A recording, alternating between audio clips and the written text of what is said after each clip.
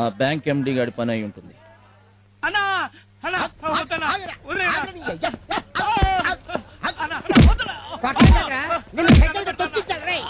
ఏం చేశాడరా? నీకైతే ఊరుకురా. అసలు ఏం చేశాడని? ఆ చేసిన పనికి నువ్వైతే పాటికి చంపేసాడు.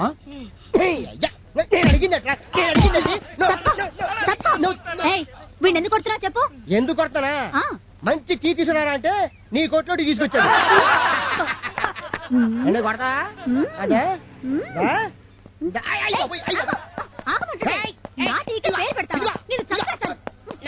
సరే సరే మీరు అది ఏం ఛాన్స్ కొట్టా boss.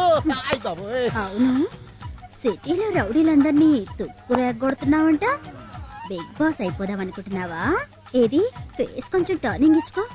Right rough, left tough.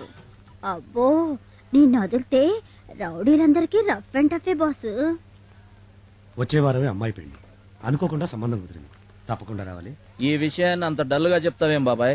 ఏం లేదు, ఇస్తానన్న 60,000కి ఓ 10,000 తక్కువ పడేటట్టున్నాయి. రేపు వాళ్ళు ఏమైనా పేచి పెడతారేమని భయంగా ఉంది. ఓ సింతేనా? ఏయ్, బాబాయ్ కూతురు పెళ్లి అంటే మన ఇంట్లో పెళ్లి కదా? అయితే రేపు మన కూలీలోంచి తలా 50 రూపాయలు తీసి ఆ డబ్బు రెడీ చేస్తా. హరి, గుడికెళ్లి కొబ్బరికాయ కొట్టి దండం పెడితే కానీ దేవుడు వరం ఇవ్వడంటారు. కానీ నేను ఏమీ చేయకుండానే నాకు వరం ఇచ్చాను. శివుడి ఆజ్ఞ లేనిదే చీమైనా పుట్టదంటారు. అయినా చేస్తుందంతా వాళ్ళైతే నన్ను పొగుడతావేంటి బాబాయ్? నువ్వు వెళ్ళి హ్యాపీగా కార్డులన్నీ పంచాయి. అలాగే బాసు, ఈ కార్డులు సరే, మన కార్డులు ఎప్పుడే ఇస్తావు? దేనికి? మన పెళ్లికి. పెళ్ళా మీ మా బస్సు. నమస్తే సార్. ఏంటి జిమ్నాస్టిక్ గారు ఇలా వచ్చారు? ఏం లేదు బస్సు, నాకు కూడా ఒక ఆటో ఇప్పిస్తే నీలా నైట్ డ్యూటీ చేసి 4 రాళ్ళు వెనకేసుకుందామని. ఏందమ్మా ఇది? 4 రాళ్ళు అడిగావు కదా, 5 ఇచ్చాను. 4 వెనకేసుకో, 1 కిడ్నీలో దాచుకో. ఈ కటింగ్ లో వద్దమ్మా. ఏంటి బాసు హేడంతా? కళ్ళు చిదంబరానికి కల్పనారాయికి పెళ్ళ వెడ్డింగ్. పెళ్ళా? కట్టుకుంటాడా?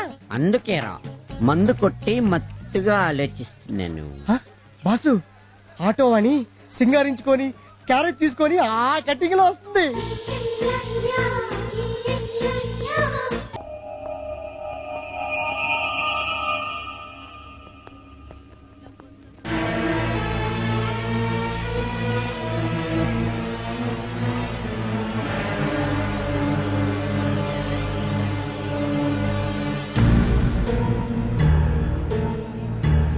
ఎలా జరిగింది? ఖుషీ బ్యాంకులో కూతురు పెళ్లి కోసం డబ్బు దాస్తే వాడు కాస్త బోర్డు తిప్పేశాడు. పెళ్ళాగిపోతే పరువు పోతుందని కూతురికి విషం ఇచ్చి తన విషం దాకా చనిపోయాడయ్యా. జరిగింది ఏదో జరిగిపోయింది. జరగాల్సిన దహన సంస్కారాలు చూడండి. జరగాల్సింది బాబాయ్ శవానికి కాదు దహనం, ఆ ఖుషీ బ్యాంక్ ఎండి శవానికి.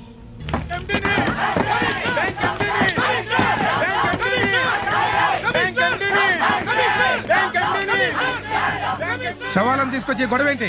కష్టార్జితాన్ని నమ్ముకున్న ఇలాంటి మనుషులు ఇంకొంతమంది సవాలుగా మారకముందే దోషులను అరెస్ట్ చేసి న్యాయం చేయండి సార్.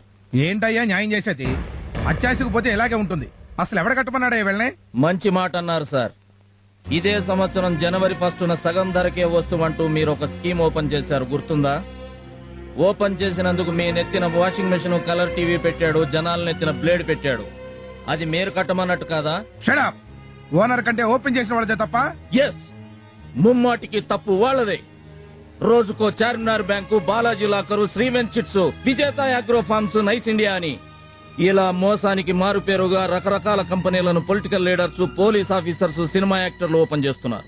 మీరు ఓపెన్ చేసి వెళ్లిన తర్వాత మా కంపెనీలో మొదటి ఖాతా కమిషనర్ గారిది, 2వ ఖాతా ఎంపీ గారిది, 3వ ఖాతా సినిమా హీరో గారిదని జనాన్ని నమ్మిస్తున్నారు.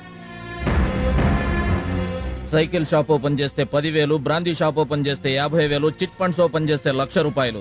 ఇలా డబ్బు కక్కుర్తుపడి వీఐపీలు చేసే ఓపెనింగ్స్ వల్ల ఇదంతా జరుగుతుంది. అలాంటి కంపెనీలు ఓపెన్ చేయడం కంటే ఏ బ్రోతల్ హౌస్ ఓపెన్ చేయండి, జనానికి 100-200తోనే పోతుంది. పురుగుల మందుకు కూడా డబ్బు పక్కింట్లోంచి అప్పు తెచ్చి చచ్చే రోజులు రాకముందే వీళ్ళని నిలదీయండి. 60 ఏళ్ల నుంచి దాచుకున్న సంపాదనను 6 నెలల్లో పోగొట్టుకుని ఇక సంపాదించుకునే శక్తి లేక, బతకడానికి దిక్కులేక, చివరికి అడుక్కోవడానికి కూడా ఓపిక లేని ఇలాంటి వృద్ధులను చూసైనా ఆపండి సార్ ఈ పనులు. మీ ప్రాబ్లం అంతా నాకు అర్థమైంది. బ్యాంకు మొత్తం సీజ్ చేశాం. ఉద్యోగులందరూ మా కస్టడీలోనే ఉన్నారు. ఎండి ఎక్కడున్నా వెంటనే అరెస్ట్ చేసి మీకు న్యాయం జరిగేలా చూస్తాను. సార్, మీరు న్యాయం చేస్తారన్న నమ్మకంతో తిరిగి వెళ్తున్నాం. మీరు చెప్పిన మాట గనక నిలబెట్టుకోపోతే వాడి ప్రాణాలు మేమే తీస్తాం.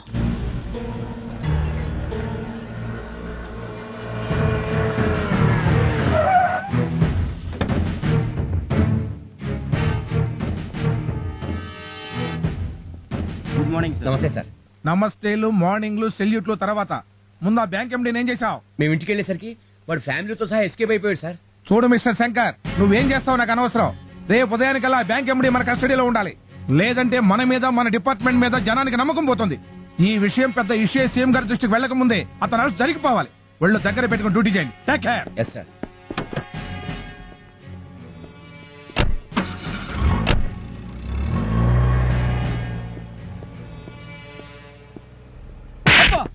ఒళ్ళు దగ్గర పెట్టుకుని డ్యూటీ చేయండి.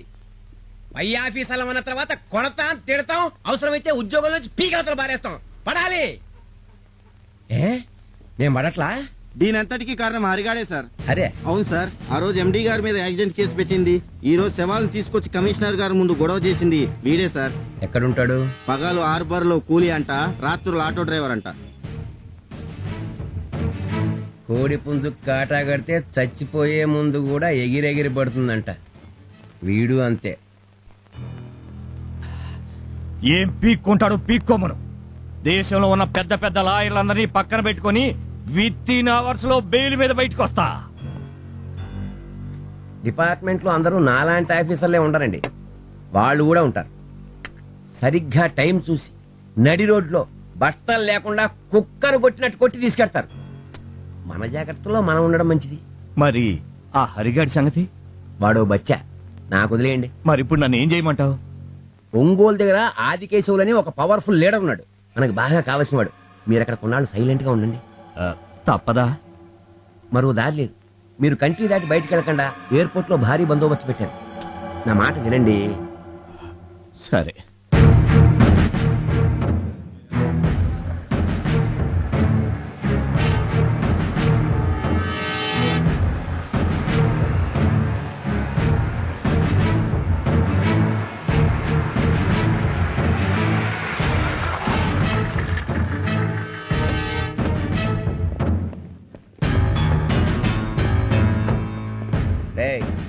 ఇక్కడ హరిగాడు ఎవడరా?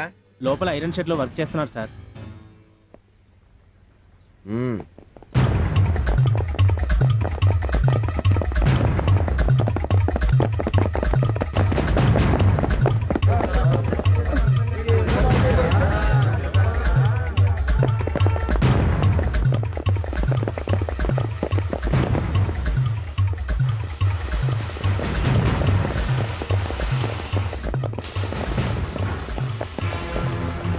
పోలీసులు